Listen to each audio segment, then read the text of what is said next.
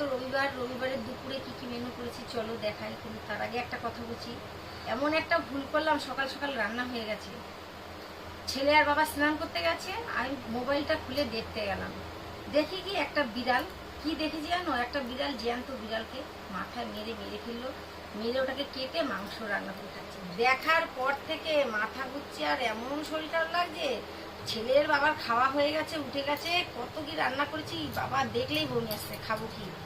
এই দেখো এখানে মাছ ভাজা, ওরা খাওয়া হয়ে গেছে, আমার জন্য রয়েছে। এখানে তেল কই, তোমার দেশি কই বড় বড়, আর এখানে হচ্ছে থোড় চিংড়ি, আর এখানে হচ্ছে চিকেন।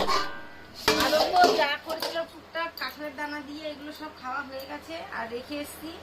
আর এখন খাবো না, শুয়ে পড়েছি। জোর করে খাওয়া, উঠে খাওয়া। এবার আম দুধ নিয়ে বসেছি, যাই না দেখলেই বমি আসছে খাবার। আর মাংস, বাবারে বাবা, এরকম ভুল করে ফেললাম।